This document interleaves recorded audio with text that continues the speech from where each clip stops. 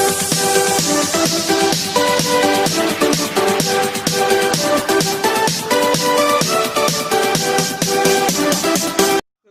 की क्लास में ऊंचाई और दूरी अध्ययन प्रकाशन विविध प्रश्नावली का हम क्वेश्चन नंबर 6 पढ़ेंगे। इसमें वैसे क्वेश्चन नंबर तो 10 दे रखा है, लेकिन 6 पढ़ेंगे क्योंकि आगे वाला बहुविकल्पी था। देखो तो क्वेश्चन क्या कह रहा है। क्वेश्चन ऊंचाई और दूरी में क्वेश्चन को कई बार हम पढ़ते हैं तो फिगर बना पाते हैं, और फिगर बना लेंगे तो जो है क्वेश्चन को हम सॉल्व कर लेंगे। देखो इसमें क्या दिया है, 2000 मीटर की ऊंचाई पर एक नदी के ऊपर उड़ रहे एक हवाई जहाज, यानी कि नीचे नदी है और इसके ऊपर जो है एक जहाज उड़ रहा है। समझ गए, नदी से कितना ऊंचाई पर 2000। तो देखो हमने माना कि ये हमारी नदी है और इससे कितना मीटर थी 2000, तो ये हमने मान लिया 2000 मीटर हो गया। 2000 मीटर, 2000 मीटर को थोड़ा इधर कर देते,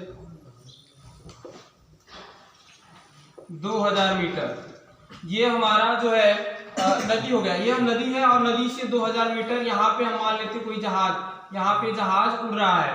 आगे हवाई जहाज से नदी के किनारे पर स्थित सम्मुख बिंदुओं, नदी के किनारे पर स्थित, नदी के 2 किनारों पर, लिख लेना जरा यहाँ पे, नदी के 2 किनारों पर। समझ गए, यहाँ पे 2 ऐड करना होगा, नहीं तो गलत हो जाएगा। नदी के 2 किनारों पर देखो, नदी का किनारा जो होता है, अगर हमने मान लिया ये हमारा हवाई जहाज है, तो अब इससे इधर एक किनारा हो गया और इससे इधर एक किनारा हो गया। समझ गए, जहां तुम खड़े होते हो वहीं से तो देखते हो, जैसे तुम नहर पे खड़े हो तो इधर एक दूसरा किनारा हो गया, इधर दूसरा किनारा हो गया, तुम जहां पे खड़े हो तो यही बात। तो देखो नीचे नदी है, तो हमने मान लिया कि जो है ये नदी का एक यहाँ पे किनारा है और इस साइड यहाँ पे किनारा है, 2 किनारा हमने ले लिया। समझ गए, और हवाई जहाज में मान लो कोई व्यक्ति है और नदी के किनारों को देखता है। समझ गए, हवाई जहाज में कोई व्यक्ति बैठा है और नदी के किनारों को क्या करता है, देखता है। तो देखो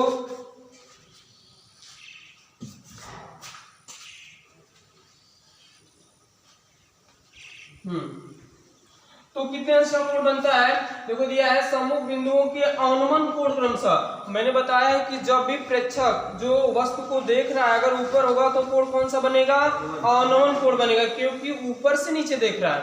तो अनुमान, जब कोई व्यक्ति ऊपर से नीचे देखेगा तो नजर उसकी नीचे जाएगी ना, यानी कि झुकेगी तो अनुमान कोण बनेगा। तो अनुमान कोण देखो कौन कौन सा दिया है, पहला वाला कौन सा अनुमान कोण दिया है, ये वाला 45 अंश दिया है, और इसको कितना दिया है 30 अंश। अगर ये 45 है तो ये भी 45 हो जाएगा एकांतर कोण से। समझ गए, अगर देखो ये समांतर रेखा है दोनों, अगर ये दोनों, ये वाली रेखा और ये वाली रेखा समांतर हो जाए तो इसको क्या बोलोगे तुम, तिर्यक रेखा। और तिर्यक रेखा में एकांतर कोण आपस में क्या होते हैं, बराबर होते हैं। ये देखो एकांतर दिख रहे हैं कि नहीं, तो 45 बराबर हो जाएंगे। समझ गए, ये नहीं 45 यहाँ पे तुम डायरेक्ट कर देना, उन्नयन में डायरेक्ट करते, अनुमान में ऐसे करते। देखो अब आगे क्या कह रहा है, 45 अंश से नदी की चौड़ाई बताइए। तो नदी की चौड़ाई यहाँ से लेके यहाँ तक की चौड़ाई बताना है। नदी का एक किनारा ये है और एक किनारा ये है, तो ये पूरा दूरी अगर बता दिए तो क्या मिल जाएगा, नदी की चौड़ाई मिल जाएगा। समझ गए, फिगर साथ में बनाते भी रहो और समझते भी रहो। तो हमने क्या मान लिया इसको, ये जहाँ पे जहाज है उस बिंदु को मैंने ए मान लिया, ये जो तुम्हारा किनारा है उसको बी मान लिया, ये बीच वाले पॉइंट को सी मान लिया, और दूसरे किनारे को क्या मान लिया, डी मान लिया। अब एक चीज दिया है कि ये दूरी हमें दिया है, दूरी को दिया, अच्छा लिखे थे यहाँ पे दूरी को, चलो ठीक, ये दूरी, ये वाली दूरी दिया है। समझ गए, उसको बाहर लिख दे, इसका मतलब ये नहीं, ये दूरी दिया है 2000। समझ गए, ये तो 2000 दिया है। इसको अगर तुम 2000 को हटाना चाहो तो ऐसा हटा दो। देखो अब आगे क्या करेंगे, इस दूरी को हम मान लेते हैं x, इस दूरी को मान लेते हैं y, ये अपने मन से हम मान रहे हैं। समझ गए, x y मान रहे हैं, पूरी दूरी कितनी हो जाएगी, x प्लस y। अब हमें x प्लस y का मान निकाल के बताना है। जो सवाल में पूछा था नदी की चौड़ाई, तो x प्लस y का मान निकाल के बताना है। देखो कैसे बताएंगे, तो सबसे पहले इसमें 2 त्रिभुज दिख रहा है। अब दोनों त्रिभुज में क्या करेंगे, साइन कास टेन लगाएंगे और जो है इसकी भुजाओं को ज्ञात करेंगे। ये देखो आधार ही तो है, अगर किसी तरह हम इस आधार को निकाल लें तो बता नहीं देंगे। तो चलो देखो पहले हम इस वाले त्रिभुज में जाते हैं, छोटे वाले। ए दोनों बराबर ए सी डी। तो हम लिखते हैं त्रिभुज ए सी डी में, त्रिभुज ए सी डी में देखो क्या क्या हमें पता है, ये लंब है और ये क्या है, आधार है। समझ गए, तुम्हें पढ़ाया गया होगा समकोण त्रिभुज। ये समकोण त्रिभुज है तो इसको क्या कहते हैं, लंब कहते हैं, इसको आधार कहते हैं और इसको क्या कहते हैं, कर्ण कहते हैं। तो लंब और आधार है। अब तुम्हें देखना होगा कि लंब और आधार में किसका संबंध होता है, किस अनुपात का, त्रिकोणमितीय अनुपात मैंने 6 बताए, sine theta, cos theta, tan theta, cot theta, cosec theta, sec theta. तो उसमें लंब और आधार में tan का संबंध होता है, तो इसलिए यहाँ पे क्या लगाएंगे, tan लगाएंगे। tan 45 अंश बराबर क्या होता है, लंब बटा आधार होता है ना। लंब का मान क्या है जी 2000 और बटा आधार x। tan 45 अंश का मान 1 होता है 2000 बटा x, तो x बराबर क्या आ गया 2000 मीटर। समझ गए, ये किसकी वैल्यू आ गई, x की वैल्यू आ गई। अब चलो आगे, अब दूसरे त्रिभुज में लगाएंगे। त्रिभुज कौन सा जी, ए सी डी या ए बी सी कर लो, ए बी सी। त्रिभुज ए बी सी में, त्रिभुज ए बी सी में करेंगे तो इसमें क्या लगाएंगे जी, ये 30 है तो ये भी 30 हो जाएगा। समझ गए, जैसे यहाँ पे 45 था तो एकांतर से, तो यहाँ पे भी एकांतर से हो जाएगा। इसको अगर डाट डाट आगे बढ़ाओ तो ये दोनों समांतर, ये एकांतर है, त्रियक रेखा। तो क्या लगाएंगे, tan 30 लंब बटा आधार, लंब तो यही रहेगा ना, दोनों त्रिभुज का लंब यही है 2000 और बटा आधार क्या है बोलो y। tan 30 अंश का मान 1 बटा करड़ी में 3, 2000 बटा y, तो y बराबर क्या हो जाएगा 2000 करड़ी में 3। ये समीकरण 1 कर लो, इसको समीकरण 2 कर लो। समीकरण 1 तथा 2 से, समीकरण 1 तथा 2 से, समझ गए, समीकरण 1 तथा 2 से क्या करेंगे, x का मान है या y का मान है, दोनों को जोड़ देंगे तो x प्लस वाई मिल जाएगा कि नहीं। तो x प्लस वाई बराबर क्या हो जाएगा 2000 प्लस 2000 करड़ी में 3। इसमें से 2000 कॉमन कर ले, 2000 कर लेते कॉमन, 1 प्लस करड़ी में 3 2000 और इसमें 1 और करड़ी में 3 का मान 1.732 होता है। करड़ी में 3 का मान होता है, तुम्हें याद रखना होगा, करड़ी में 3 का मान 1.732, करड़ी में 2 का मान 1.414, ऐसे करके तुम्हें कुछ मान याद करना होता है। समझ गए, करड़ी में 3 का मतलब 3 का ये घनमूल वर्गमूल है, 3 का वर्गमूल, जैसे 4 का वर्गमूल क्या होता है 2 होता है। समझ गए, अब कहें 3 का वर्गमूल क्या होगा तो निकाल नहीं पाओगे, तो निकाला जाता है, अच्छा 6 7 8 में नहीं पढ़ा जाता भाग विधि से, घनमूल निकालो वर्गमूल निकालो। तो यहाँ पे 2000 और ये 2.732 हो जाएगा ना। देखो 3 तो शून्य है और 3 शून्य का इसमें गुणा करोगे ना तो दशमलव हट जाएगा, तो बस 2 का इसमें गुणा करोगे आंसर आ जाएगा। 2 दूना 4, 2 3 6, 2 7 14, 2 दूना 4 1 5 मीटर, यही आंसर हो जाएगा। और x प्लस है क्या जी, x प्लस है क्या, नदी की चौड़ाई, x प्लस है क्या, नदी की चौड़ाई क्या आ गई 5464 मीटर, 5464 मीटर ये नदी की चौड़ाई हो गई। तो सवाल में जैसे जैसे कहा था वैसे वैसे मैंने फिगर बनाया और सवाल को लगाया। समझ में आया सबको। चलो आगे का सवाल हम नोट करते हैं, जो लोग जिनको नोट करना होगा कर लो। अब सवाल हम नोट करते हैं, सवाल जब लिखते हैं तभी लिख लिया करो। अगला सवाल लिखेंगे, देखो अगला सवाल क्या इसमें है।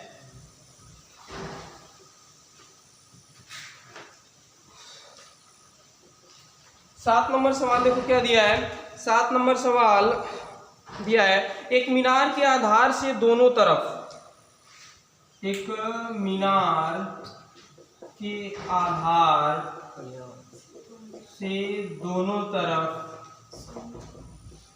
100 मीटर और 25 मीटर 100 मीटर और 25 मीटर की दूरी उसी समतल पर स्थित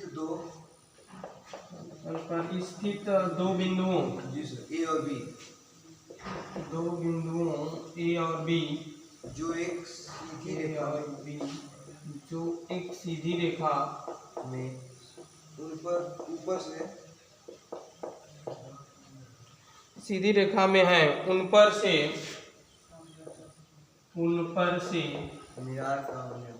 मीनार का उन्नयन को एक दूसरे के कोटि पूरक मीनार की ऊंचाई ज्ञात कीजिए।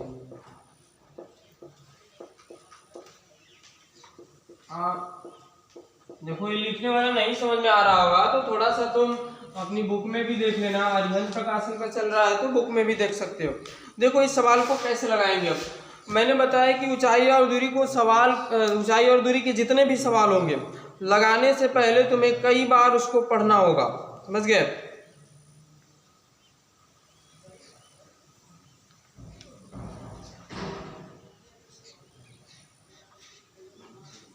देखो ये फिगर मिटा के हम इस वाले का फिगर बनाते हैं, पढ़ेंगे और फिगर को बनाएंगे। देखो क्या कह रहा है इसमें, एक मीनार के आधार से दोनों तरफ 100 मीटर और 25 मीटर की दूरी पर। तो सबसे पहले क्या हमें बनाना है जी, मीनार बनाना है। मीनार से परिचित हो सभी लोग। मीनार कैसा होता है, खंबा जैसे है ना वैसे मीनार भी होता है। मीनार बहुत लंबा होता है, समझ गए। जैसे कुतुब मीनार है दिल्ली में, इधर तो मीनार देखने को नहीं मिलता है, ये बता दें। हाँ समझ गए। तो मतलब मीनार लंबवत होता है। देखो ये क्या हो गया हमारा, ये मीनार हो गया। अब क्या कह रहा है कि मीनार के आधार से, ये मीनार का आधार है और ये शीर्ष है, दोनों तरफ 100 मीटर। तो ये आधार हो गया, दोनों तरफ कह रहा है तो इधर भी और इधर भी, दोनों तरफ तो लिखा है जी। हाँ दोनों तरफ 100 मीटर और 25 मीटर। हाँ दोनों तरफ 100 मीटर, मतलब एक तरफ 100 मीटर एक तरफ 25 मीटर। कहने का मतलब ये दोनों तरफ 125 दे दिया तो एक तरफ 100, यानी कि इधर पे हमने 100 कर दिया और इधर क्या कर दिया जी, 25 कर दिया। अब इधर हम मान लेते ए बिंदु है और इधर मान लेते बी बिंदु है। थोड़ा स्टॉप करो, आवाज लेगा बहुत। पंडित जी तुम्हें बताना पड़ता है, जब ट्रैक्टर आ गया तो बंद कर। आगे थोड़ा आगे तुम बैठ जाओ, थोड़ा पास में बैठ जाओ। देखो इसमें क्या है जी, ये मीनार है और मीनार से 100 मीटर की दूरी पर एक बिंदु है और मीनार से 25 मीटर की दूरी पर एक दूसरा बिंदु है। तो हमने ले लिया, इसको क्या करेंगे, इससे मिला देंगे दोनों बिंदुओं। ऊंचाई और दूरी में सबसे महत्वपूर्ण है फिगर को बनाना। फिगर पे आधा नंबर मिलता है। 25 मीटर की दूरी, समतल पर स्थित दो बिंदुओं जो एक सीधी रेखा ए और बी यहाँ पे है, ए और बी होगा लग रहा है, ए और बी जो एक सीधी रेखा में है, उन पर से मीनार का उन्नयन कोण, मतलब मीनार पर कोई व्यक्ति खड़ा है, यहाँ से इस किनारे को, इस बिंदु को देखा जा रहा है और यहाँ से, समझ गए, या तो नीचे कोई व्यक्ति उन्नयन दे दिया तो नीचे से कोई मीनार को देख रहा है। अगर अवनमन दे दिया अर्थात मीनार पे कोई है तो कितना दिया है जी, उन्नयन कोण। उन्नयन कोण नहीं दिया उसमें। देखो उन्नयन कोण कह रहा है क्या, यहाँ पे एक टॉपिक, कोटिपूरक। कोटिपूरक कोण किसे कहते हैं, तो जब दो कोणों का योग 90 अंश होता है तो वे एक दूसरे के कोटिपूरक कहलाते हैं। जब दो कोणों का योग 180 अंश होता है तो वे एक दूसरे क्या कहलाते हैं, समपूरक। ऐसा सवाल एक और आएगा, समपूरक है तो दोनों का योग क्या होगा, 180 होगा। और कोटिपूरक दोनों का योग क्या होना चाहिए, 90, यानी कि इसका और इसका योग अगर 90 अंश होता है तो दोनों एक दूसरे के क्या कहलाएंगे, कोटिपूरक। अगर ये 45 तो ये भी 45 होगा, तभी तो कोटिपूरक कहलाएंगे। तो कैसे मानेंगे, तो एक को अगर हम थीटा मानेंगे तो दूसरे को 90 माइनस थीटा मानना पड़ेगा, तभी तो दोनों का योग 90 होगा। देखो दोनों को जोड़ो, एक को तुमने थीटा मान लिया, एक को 90 माइनस थीटा मान लिया, थीटा से थीटा कट गया तो 90 आया कि नहीं, दोनों का योग, दोनों को जोड़े तो 90 आया ना, है कोटिपूरक। तो जैसे जैसे कह रहा था, हमने माना ये मीनार का शीर्ष, अच्छा इसको दूसरा कुछ मान लेते हैं, सी डी। ये फिगर हो गया हमारा, समझ गए। और कुछ इसमें दिया है, और कुछ नहीं दिया है ना। मीनार की ऊंचाई, तो हमने मीनार की ऊंचाई को क्या मान लिया, मीनार की ऊंचाई को h। जिसको ज्ञात करना होता है ना, उसको अगर ऊंचाई रहेगा तो x मानेंगे, अगर आधार रहेगा तो xy मानते हैं। जिसको ज्ञात करना होता है, जैसे पहले वाले सवाल में ऊंचाई दे दिया था, आधार पूछा था तो आधार को xy माने थे। अगर ऊंचाई ज्ञात करना होगा तो ऊंचाई को क्या मानते हैं, h मानते हैं। h मीन्स हाइट होता है ना। चलो अब इसमें क्या करेंगे, तो देखो दो त्रिभुज दिख रहे हैं, दोनों त्रिभुजों में हम साइन कास टेन लगाएंगे। दो त्रिभुज दिख रहे हैं ना, देखो पहले हम इस वाले त्रिभुज में लगा लेते हैं। इस वाले त्रिभुज में, त्रिभुज कौन सा, ए डी सी, त्रिभुज ADC में अब देखो कौन सा लगाओगे। अब तुम्हारे सामने ऑप्शन आता है कि मैं साइन लगाऊं, कॉस लगाऊं, tan लगाऊं। क्या लगाओ तो समझ गए क्या tan लगाए। क्यों tan लगाएंगे?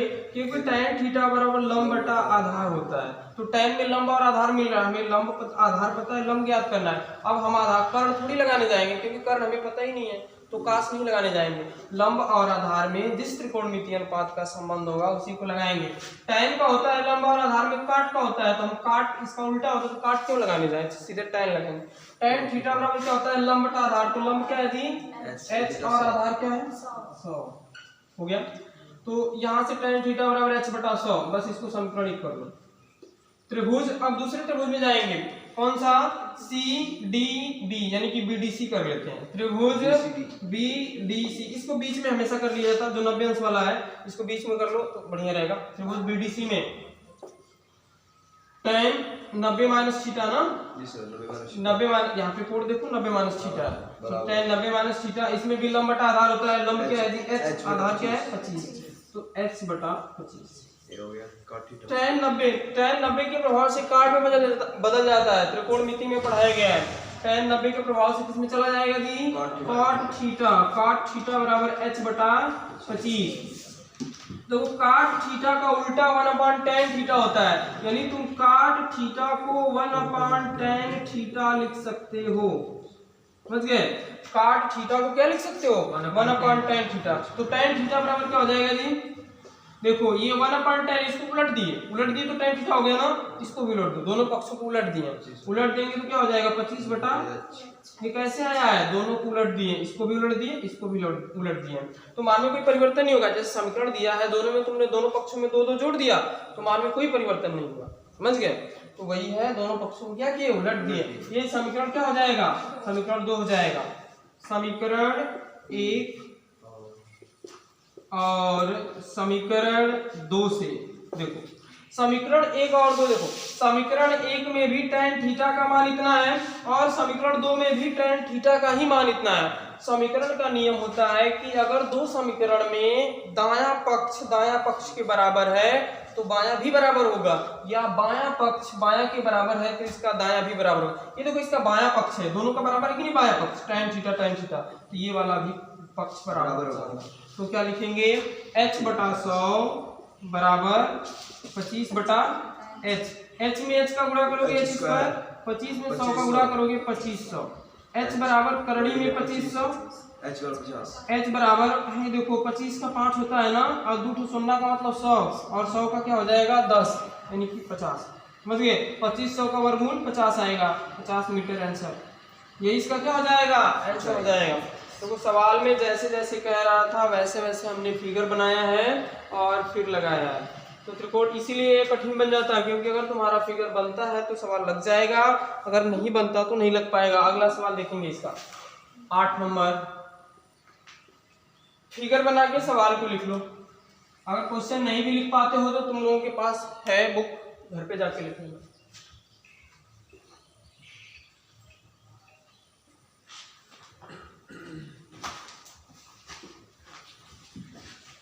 8 नंबर देखो क्वेश्चन क्या दिया है, एक चिमनी और एक मीनार एक ही तल पर खड़े हैं। एक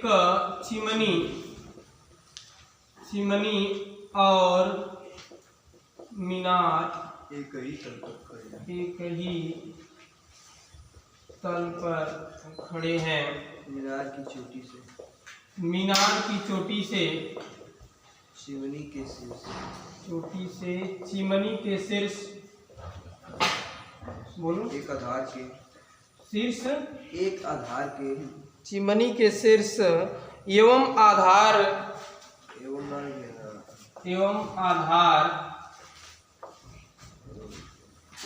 के अवनमन कोण क्रमशः, एवं आधार के अवनमन कोण क्रमशः कितना दिया है 30 और 60, 30 अंश और 60 अंश है। आगे चिमनी की ऊंचाई 100 मीटर, यदि चिमनी की ऊंचाई 100 मीटर हो तो चिमनी की ऊंचाई 100 मीटर हो तो मीनार की ऊंचाई तो मीनार की ऊंचाई बताइए। देखो तो देखो क्वेश्चन जैसे जैसे दिया है वैसे वैसे हम पढ़ेंगे कई बार और फिर देखेंगे कि कैसे लगेगा। तो देखो क्वेश्चन को हम पढ़ते हैं और फिगर को बनाते हैं। जिसने फिगर सही बना लिया उसका क्वेश्चन लग गया, जिसने फिगर सही नहीं बनाया उसका क्वेश्चन कभी नहीं लगेगा। समझ गए? अगर इसी थीटा को तुम इधर उधर कहीं कर दिए, इस 100 को उधर कर दिए, थीटा को उधर कर दिए, इधर उधर, तो फिर मान में चेंज आ जाएगा। समझ गए? तो ध्यान देना है और ध्यान देते हुए लगाना है सवाल को। चलो फिगर बनाते हैं। देखो इसमें दो चीज है, एक चिमनी है और एक मीनार है। चिमनी का मतलब भट्ठा पे देखे हो ना जिसमें ईटा पकाया जाता है। समझ गए? तो देखो एक तरफ चिमनी बनाएंगे, एक तरफ मीनार बनाएंगे। ऊंचा कौन होता है? चिमनी ऊंची होती है या मीनार ऊंचा होता है? मीनार ऊंचा होता है। कुतुब मीनार की ऊंचाई बहुत है। समझ गए? एफिल टावर वो भी मीनार है, टावर, उसकी ऊंचाई बहुत ज्यादा है। तो ये सामने हम क्या कर रहे हैं,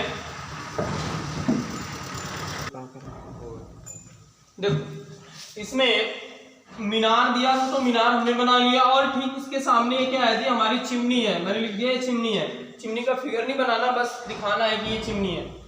अब देखो आगे इसमें एक ही तरफ पर खड़े हैं। मीनार की चोटी से ये बिंदु क्या कहलाएगा जी? मीनार की चोटी कहलाएगा। और ये क्या? मीनार का पाद बिंदु कहलाएगा। समझ गए? नीचे वाला भाग या जो है। तो मीनार की चोटी से चिमनी के शीर्ष एवं आधार के अनुमान को, मीनार की चोटी से चिमनी के शीर्ष, तो चिमनी का शीर्ष क्या है जी? ये है ना चिमनी का शीर्ष, और ये चिमनी का आधार है। समझ गए? ये हमारी चिमनी है, तो जो ऊपर वाला भाग होगा इसका चिमनी का शीर्ष होगा और नीचे वाला चिमनी का आधार होगा। तो बोला है सवाल में कि चिमनी के शीर्ष एवं आधार की चोटी से, तो मीनार की चोटी हो गई। अब कह रहा है मीनार चिमनी के शीर्ष, तो चिमनी के शीर्ष को मिला रहे हैं। ये देखो चिमनी का शीर्ष मिल गया। अब एवं आधार, तो आधार को भी दे दिया है तो हम आधार को भी ले लेते हैं। समझ गए? जी समझ गए? देखो क्या क्या दिया था इसमें, तो दिया था कि मीनार की चोटी से चिमनी के शीर्ष एवं आधार का अनुमान कोण, अनुमान कोण दिया है ना जी? अनुमान कोण होगा जी, अनुमान को लिखे हैं। हाँ सुनिए, अनुमान हम मारेंगे ना, अनुमान तो है जी, लिखिए अनुमान है। हाई ऊपर है ना चिमनी, तो यहाँ इसकी चिमनी के ऊपर थोड़ी कोई बैठेगा। यहाँ मीनार पे बैठ सकते हैं या मीनार से कोई देख रहा है व्यक्ति। समझ गए? तो ये कितने अंश का कोण बनेगा जी? पहला वाला 30 अंश है ना, तो अनुमान है तो ये वाला एंगल 30 अंश का हो गया, तो ये 30 अंश हो गया। दूसरा वाला एंगल 60 अंश दिया है, अर्थात आधार से ये वाला पूरा एंगल कितने का बनेगा? 60 अंश। तो ये कितने अंश का हो जाएगा? 60 अंश। अब देखो ये अगर 100 मीटर है तो ये भी तो 100 होगा। वर्ग दिख रहा है कि नहीं? ये अगर ये 100 है तो यहाँ से यहाँ तक ये भी 100 होगा पूरा ये। और हमने मान लिया, जिसको ज्ञात करना होता है मैंने बताया उसको माना जाता है। तो हमने मान लिया कि जो है मीनार की ऊंचाई क्या है? h है। तो अगर ये 100 है, ये पूरा h है, तो ये कितना हो जाएगा? h minus 100। ये कहां से कहा था? यहाँ से। अब चलो नाम रख लेते, A, यहाँ पे B, C, D, E। ये हमारा फिगर क्लियर बन गया। समझ गए? अब इसी फिगर को देख देख के हम सवाल को लगाएंगे।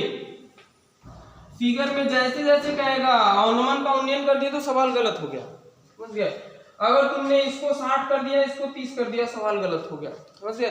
जैसे जैसे कह रहा है, आधार कह रहा है, चोटी कह रहा है, तो वैसे वैसे हम सवाल को लगाएंगे।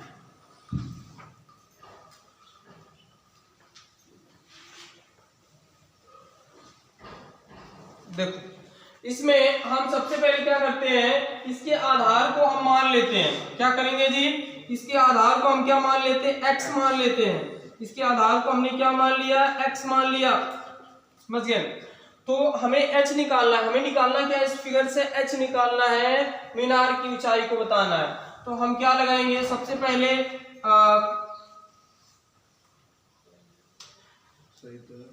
हाँ ठीक है, इस वाले त्रिभुज में चलते हैं, बड़े वाले त्रिभुज में ACD त्रिभुज ACD में देखो ACD कहां पे है जी? डी, ये वाला त्रिभुज, इसमें ऊंचाई पूरी h, आधार x, तो क्या लगाएंगे tan 60, लंब बटा आधार तो h बटा x। tan 60 का मान क्या होता है करड़ी में 3, h बटा x। यहां से हम x की वैल्यू निकालेंगे, तो x की वैल्यू क्या हो जाएगी जी h बटा करड़ी में 3, यही हो जाएगा ना समीकरण ए। अब त्रिभुज किस वाले त्रिभुज में, इसमें लगा लिए तो ऊपर वाला बचा ए बी ई, त्रिभुज ए बी ई में tan 30 लंब बटा आधार इसमें भी होता है ना, तो लंब क्या है जी त्रिभुज ए बी ई में लंब h माइनस 100 है, तो h माइनस 100 बटा आधार क्या है इसका x है, x लिखो। tan 30 का मान याद रखना 1 बटा करड़ी में 3 होता है, h माइनस 100 बटा x, यहाँ से इसका गुणा करो तो x हो जाएगा, और ये करड़ी में 3 h माइनस 100 हो जाएगा। x की वैल्यू रख दो समीकरण 1 से, समीकरण 1 से x की जगह पे क्या रखोगे जी h बटा करड़ी में 3, तो x की जगह पे रखो h बटा करड़ी में 3 बराबर करड़ी में 3 h माइनस 100। इस करड़ी में 3 का इसमें गुणा कर दो, करड़ी में 3 का करड़ी में 3 में गुणा करोगे तो 3 हो जाएगा ना, h माइनस 100 गुणा करो तो h बराबर 3 का h में करोगे 3h और माइनस 300, इसको इधर ला दो, यानी कि 300 बराबर 3h माइनस h, यानी कि 300 बराबर 2h, समझ गए। तो 2h बराबर क्या हमारा आया है 300, तो h बराबर क्या आ जाएगा 300 बटा 2, यानी कि 150, तो h बराबर 150 मीटर मीनार की ऊंचाई हो जाएगी। चिमनी की 100 है और मीनार की कितनी आ जाएगी 150। तो इस तरह इस क्वेश्चन को लगा लेंगे, फिगर जैसे जैसे कहेगा वैसे वैसे सवाल को पढ़ेंगे, जल्दी नहीं कि फिगर में तुरंत बना लूं, फिगर सही बनना चाहिए, समझ गए। अगर फिगर सही बना तो आंसर सही आएगा, अगर तुमने फिगर गलत बनाया तो आंसर गलत आएगा। चलो अगला क्वेश्चन देखते हैं, इसलिए फिगर बना लो और सवाल को लगा लो, क्वेश्चन अगला देखते हैं। 9 नंबर देखो, इसमें क्या दिया है 9 नंबर, देखो आगे, एक नाव एक पुल की ओर आ रही है, एक नाव एक पुल की ओर आ रही है, एक नाव एक पुल की ओर आ रही है, किसी क्षण पुल का उन्नयन कोण, किसी क्षण पुल का उन्नयन कोण कितना देखा गया 30 अंश देखा गया। बोलो आगे। नाव के उसी स्थान नाव के उसी चाल से नाव के उसी चाल से 4 मिनट उसी चाल से पहले लिख रहे चाल से 4 मिनट पश्चात 4 मिनट पश्चात पुल का उन्नयन कोण 60 अंश हो जाता है। नाव को पुल तक पहुंचने में कितना समय लगेगा, पुल तक पहुंचने में कितना समय लगेगा। हाँ देखो, इस सवाल को हम कई बार पढ़ेंगे और पढ़ने के बाद जो है इसमें देखेंगे फिगर कैसे हमारा बनेगा। शांत रहो, अगर तुम्हें आ रहा है तो इसका तुम फिगर मेरे साथ बनाओ, क्या बात कर रहे हो, समझ गए। नहीं आ रहा है तो जो सवाल मैंने लिखा है इसको नोट करो, समझ गए। अगर आ रहा है तो इसका फिगर मेरे साथ बनाओ। चलो देखो फिगर कैसे बनेगा, इस फिगर को मैं मिटा रहा हूं, इसका फिगर बनाऊंगा।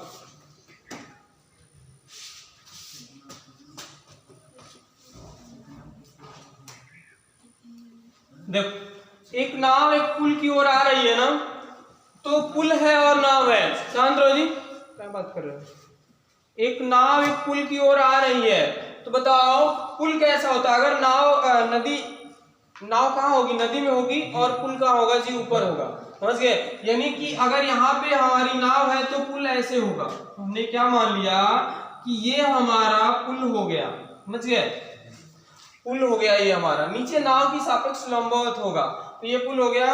और इसमें बोला है कि एक नाव पुल की ओर आ रही है, तो मैंने मान लिया कि नाव यहाँ पर है। मैंने क्या मान लिया कि नाव यहाँ पर है और ये चल के पुल की तरफ आ रही है।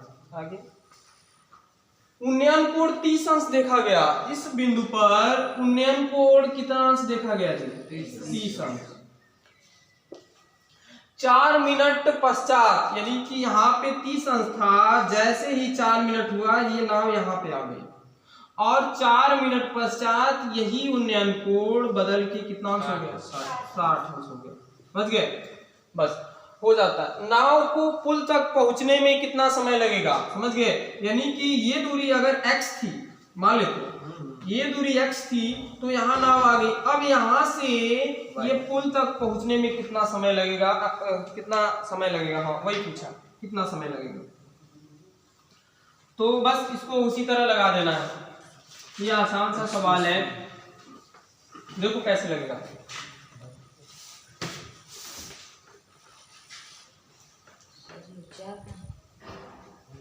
देखो ये हमने मान लिया कि पुल की ऊंचाई नहीं दिया है ना, तो मान लिया कि पुल की ऊंचाई क्या है जी? h है। और ये दूरी को x मान लिया, इसको y मान लिया, तो पूरा क्या हो जाएगा? x plus y. इसमें x बराबर हमें दे रखा है 4 मिनट। समझ गए? x बराबर क्या दिया है? 4 मिनट। तो x की जगह 4 रखेंगे। समझ गए? अब हमें वैल्यू मिनट में ही निकालनी है, तो किसी को दूरी में नहीं चेंज करेंगे, हमारा आंसर मिनट में खुद ब खुद आ जाएगा, क्योंकि इसको हम मिनट में रख रहे हैं, तो आंसर मिनट में आएगा ना। और दूरी इसमें कोई दिया भी नहीं है कि मीटर में इसको दिया है, चेंज करूंगा। देखो तो क्या होगा, किसी त्रिभुज, पहले किस त्रिभुज में लगा लेंगे? इस वाले में लगा लें। हाँ इसमें लगा लेते हैं। तो त्रिभुज कौन सा नाम रखते? A B C D. ये अपने मन से ABCD रखना है, PQR भी रख सकते हो। तो त्रिभुज कौन सा? ABC में, त्रिभुज ABC में tan 60 अंश बराबर लंब बटा आधार होता है, तो h हो जाएगा, और आधार इसका क्या हो जाएगा जी? y। tan 60 का मान करड़ी में 3 होता है, h बटा y। यहां से हमें h का मान निकाल लेते हैं। हम क्या करते हैं? h का मान निकाल लेते हैं। तो h बराबर क्या मिल जाएगा जी? करड़ी में 3y मिल जाएगा ना, समीकरण ए। अब त्रिभुज बड़े वाले में, कौन सा त्रिभुज? ABD। त्रिभुज ABD में कौन सा जी? tan 30 अंश ना, tan 30 अंश बराबर क्या होता है? लंब बटा आधार। बताओ लंब क्या है? h है, आधार पूरा क्या है? तो h बटा x प्लस वाई। tan 30 अंश का मान क्या होता है? 1 बटा करड़ी में 3, h बटा x प्लस वाई। इसका त्रिय गुणा कर दो, x प्लस वाई बराबर h करड़ी में 3। अब देखो समीकरण 1 से, समीकरण 1 तथा x का मान रखने पर, देखो x का मान हम क्या रखेंगे? 4 मिनट रखेंगे, और समीकरण 1 से h का मान रखेंगे। देखो x हो गया, x का मान क्या रखेंगे? 4 प्लस y बराबर h का मान क्या है? करड़ी में 3y, और गुणे ये पहले से करड़ी में 3 है, तो हो जाएगा 4 प्लस y बराबर करड़ी में 3 का करड़ी में 3 में गुणा करोगे तो क्या हो जाएगा? 3y। इस y को उधर भेज दो, यानी कि मिल जाएगा 3y माइनस y बराबर 4। तो 2y बराबर 4, y बराबर 4 बटा 2, 2 दूना 4, 2 मिनट। 2 मिनट पश्चात नाव यहाँ से पुल के नीचे आ जाएगी। समझ गए? 2 मिनट पश्चात नाव इस बिंदु से यहाँ पुल के नीचे आ जाएगी। समझ गए? कितना टाइम हुआ? 37। चलो ठीक है, आज हमने इसके 4 सवाल लिया है, कल 5 सवाल और लेंगे। समझ गए? तो विविध प्रश्न होंगे, जिसके पास बुक हो सवाल लगाया करें घर पे और नोट बना के। वीडियो अच्छा लगे तो दोस्तों में शेयर करें, लाइक करें, कमेंट करें। चलो कल अगली क्लास के साथ मिलते हैं।